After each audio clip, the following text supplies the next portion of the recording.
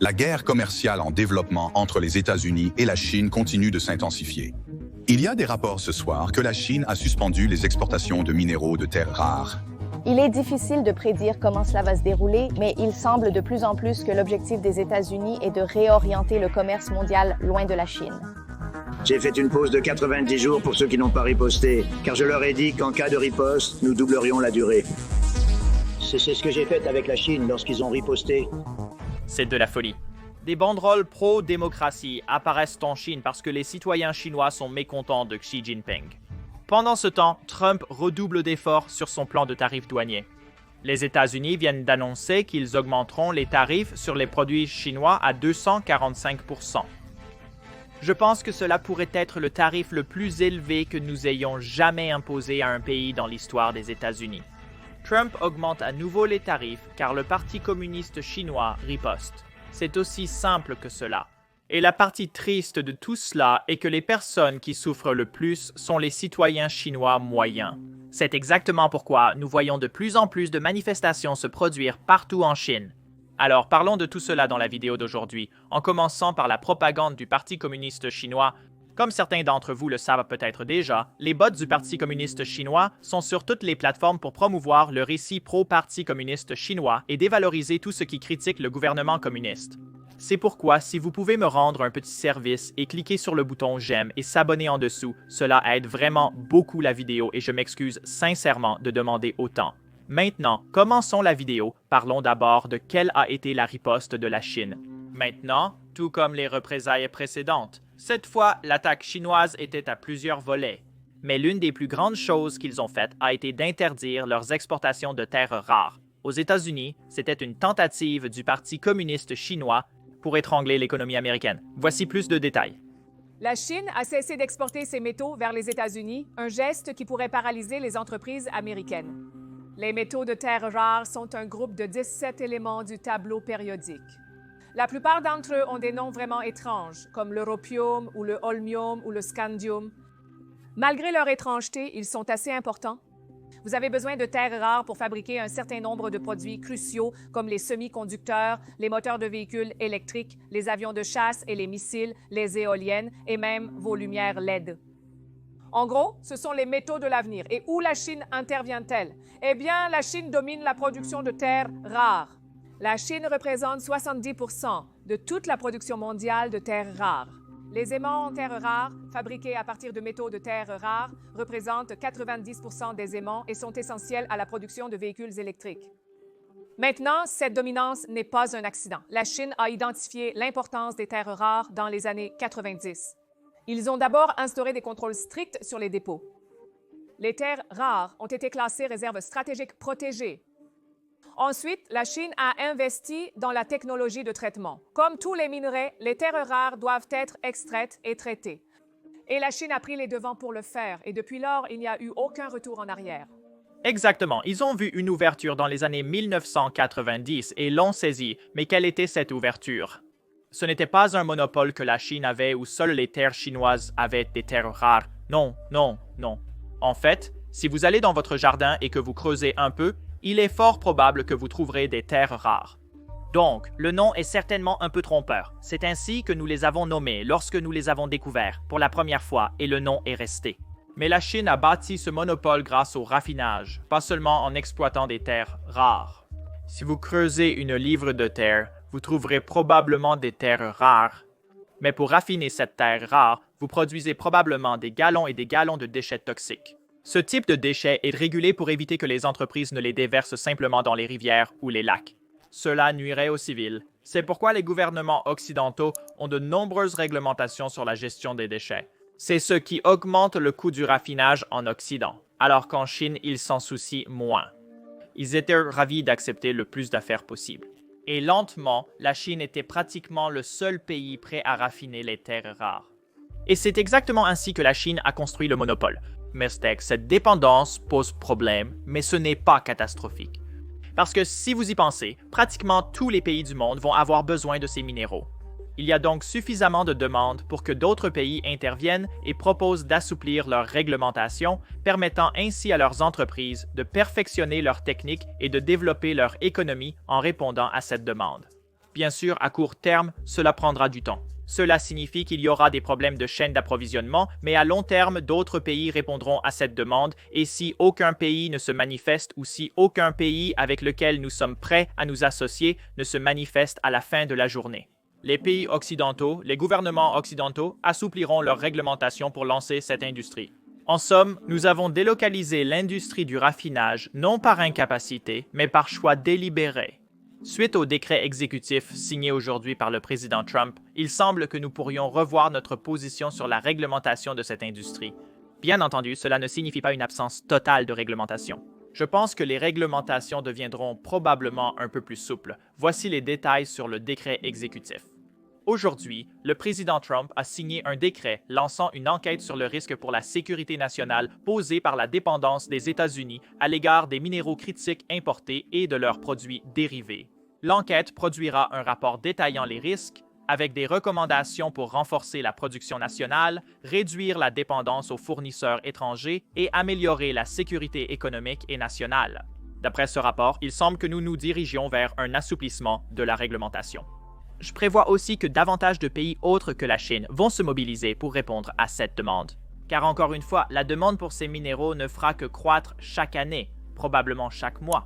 Il y a donc beaucoup d'argent disponible et les forces du marché garantiront que d'autres entreprises se mobiliseront pour répondre à cette demande. Mais pendant que nous parlons de ce décret exécutif, permettez-moi de vous montrer quelque chose d'intéressant qui a été imprimé. Aucune annonce n'a été faite à ce sujet et il semble que Trump ait presque doublé le tarif annoncé sur la Chine. Plus de 75 pays ont déjà pris contact pour discuter de nouveaux accords commerciaux. Les tarifs plus élevés individualisés sont en pause pendant ces discussions, sauf pour la Chine qui a répliqué. La Chine fait maintenant face à un tarif pouvant atteindre 245% sur les importations vers les États-Unis à la suite de sa réplique. C'est donc quelque chose de résolument nouveau. Et encore une fois, je ne sais pas quelle différence va faire 145 à 245 parce que les chiffres sont si élevés que le commerce entre les deux pays va pratiquement disparaître. Et les personnes qui souffrent le plus sont les citoyens chinois car les usines en Chine ferment et certains de ces travailleurs ne reçoivent même pas leur salaire pour leur dernier mois de travail car les propriétaires d'usines font faillite. C'est exactement pourquoi nous voyons de plus en plus de manifestations éclater dans les villes chinoises. Le plus choquant que j'ai vu sont ces banderoles qui ont été accrochées dans la ville de Chengdu en Chine.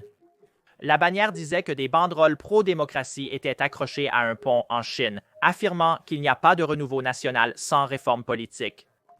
La démocratie est la direction.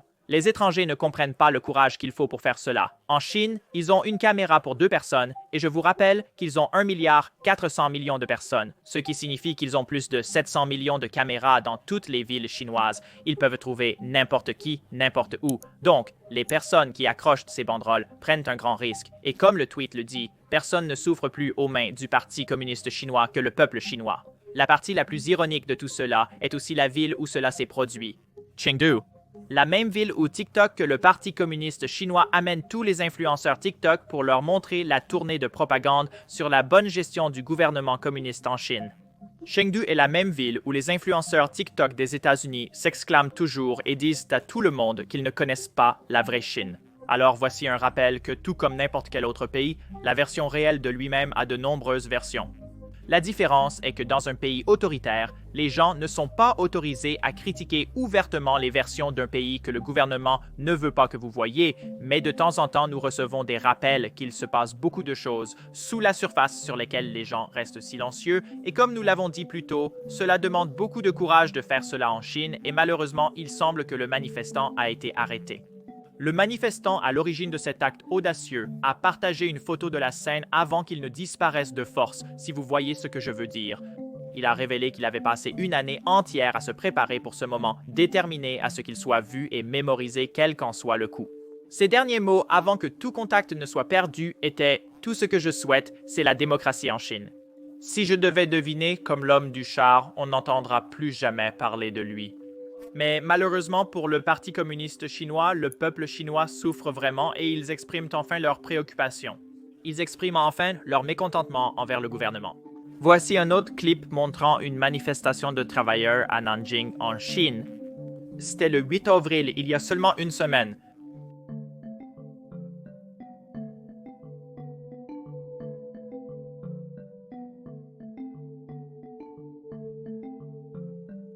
Maintenant, ce rapport est à l'origine en chinois, donc j'utilise Google Translate pour le traduire en anglais.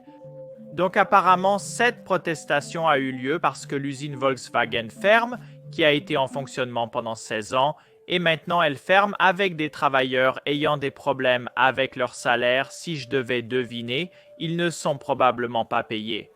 Et le pire dans tout ça, ce n'est pas la seule usine Volkswagen qui va fermer. En fait, en décembre 2024, Volkswagen a annoncé qu'elle fermerait toutes les usines les unes après les autres. Cette situation est l'exemple parfait du problème auquel le PCC est confronté en ce moment. Le Parti communiste chinois doit non seulement gérer les tarifs, mais aussi les difficultés économiques de la Chine, présentes avant même l'arrivée de Trump au pouvoir, comme nous l'avons évoqué ces dernières années. Nous avons d'abord eu l'éclatement de la bulle immobilière, suivi d'une spirale déflationniste. De plus, il y a eu la mauvaise gestion par Xi Jinping de sa politique zéro coronavirus disease. Et par-dessus tout, pour couronner le tout, nous avons maintenant les tarifs Trump. L'économie chinoise ne peut pas supporter tout cela en même temps. C'est juste trop à gérer. Et par-dessus tout, Xi Jinping décide de riposter pendant que les gens de son administration disent aux Chinois, aux citoyens chinois, qu'ils devraient manger de l'herbe, pendant que le Parti communiste chinois essaye de se battre avec les États-Unis. Je crois que les Chinois n'accepteront pas cela. Ici, nous avons un homme d'affaires chinois expliquant la situation précaire dans laquelle se trouve chaque entreprise chinoise en ce moment. Il le fait bien mieux que moi. Écoutons-le. Je ne peux vraiment plus le supporter ces 2 derniers jours. Arrêtez de parler d'augmentation des tarifs. Nous ne sommes pas dans un scénario fougueux où nous nous affrontons juste par fierté. Faire le dur est une impasse. Gagner de l'argent est la vraie affaire. Les États-Unis comptent de 350 millions de personnes et contrôlent un tiers de la consommation mondiale. Savez-vous ce que cela signifie? Cela signifie que sur chaque 3 $ dépensés dans le monde, un provient d'un Américain. 50 Unions européennes avec 450 millions de personnes n'atteint même pas une fraction de cela. Nous, avec nos 1,4 milliard de personnes, travaillons jour et nuit pour fabriquer des biens. Pourtant, notre pouvoir de consommation n'est que d'un 5e de celui des États-Unis. Les chiffres sont là. Crier sur le fait que l'Amérique est une brute ne met pas de nourriture sur la table. Les dollars dans leur portefeuille sont un passeport mondial pour le commerce. Ceux qui crient que nous n'avons pas besoin du marché américain, réveillez-vous. Vous vendez des produits en Asie du Sud-Est et êtes payé en ringgit. Vendre en Amérique du Sud, vous recevez des pesos. Le taux de change seul peut vous saigner à blanc. Si vous vendez aux États-Unis, vous gagnez des dollars. Malgré la guerre prolongée en Ukraine, le dollar américain reste solidement la monnaie de réserve mondiale. C'est la réalité. Sans accès au système du dollar, vous ne pouvez même pas participer au commerce international. Ne me parlez pas de ce pivot vers l'Asie et l'Afrique. Comment l'Afrique va-t-elle acheter vos appareils lorsque de nombreux endroits n'ont même pas d'électricité? L'Inde est prometteuse, mais retardera les paiements jusqu'à votre faillite. Seuls les États-Unis, avec leurs plus de 300 millions de citoyens de classe moyenne, sont là, avec de l'argent en main, en attente. Pas de tour, pas de dette. Même avec les sanctions en place ces 2 dernières années, c'est toujours le marché le plus propre et le plus fiable au monde. Par rapport à ces pays où la corruption est courante, les États-Unis sont un véritable paradis pour les affaires. C'est un point important à garder à l'esprit. Le capital est plus intelligent que vous. Qu'il s'agisse de fonds souverains du Moyen-Orient, d'argent du pétrole ou de fonds de pension de divers pays, tout cet argent afflue vers le marché boursier américain. Vous pensez que ces pays ne veulent pas aussi se montrer fermes? Mais la vérité est que, sans les États-Unis, le moteur mondial de la consommation, vos produits n'ont même pas la chance d'être vendus à perte juste pour faire du bruit. Misez sur la Russie et les marchés matures. Ils vendent tous des ressources juste pour continuer à respirer. Il est facile de maudire l'hégémonie américaine. Le plus difficile est de reconnaître la vérité. La chaîne d'approvisionnement mondiale est basée sur une seule chose. Celui qui détient le pouvoir d'achat est le patron. Les États-Unis représentent un 20e de la population mondiale, mais absorbent un tiers de la consommation mondiale. C'est une domination totale du marché. Vous pouvez l'appeler dominateur, mais vous ne pouvez pas nier la réalité. Lorsque 70% de votre production dépend des exportations et que 80% de vos réserves de change proviennent du commerce, perdre l'accès au marché américain signifie couper votre propre source de revenus. À ceux qui crient qu'ils préféreraient ne pas gagner d'argent américain, écoutez. Les gens ordinaires ont besoin de manger, les entreprises ont besoin de payer des salaires et l'État a besoin de collecter des réserves. Si vous jouez dur avec les États-Unis et que cela se transforme en destruction mutuelle, qui souffre à la fin? Les ouvriers d'usine, les petits entrepreneurs et les gens ordinaires dépendent des exportations pour leur subsistance. Devant une écrasante puissance de marché, adopter la posture est la pire des stupidités. Si vous devez baisser la tête lors des négociations, faites-le. Si vous devez faire des concessions, alors faites-les. En ce moment, le bol de riz prime sur tout le reste.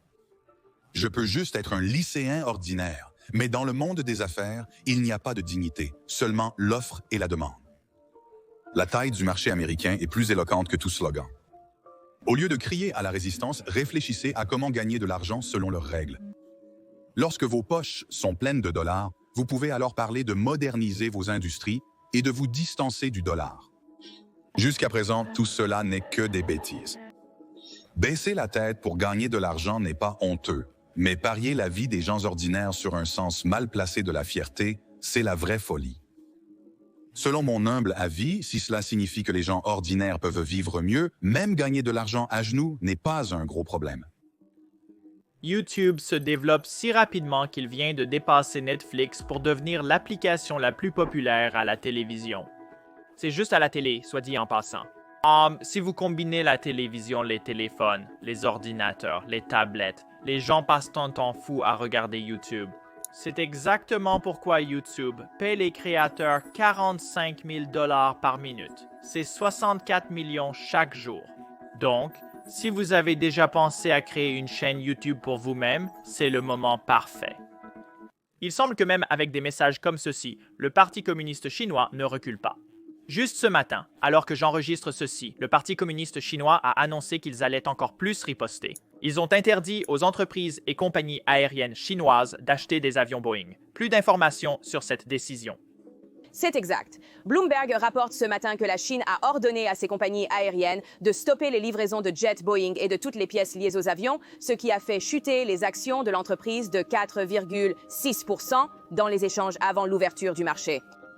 Cela a suivi l'annonce. Cet ordre bloquera environ 747 jets de ligne MAX, 747 d'entrée dans les flottes chinoises.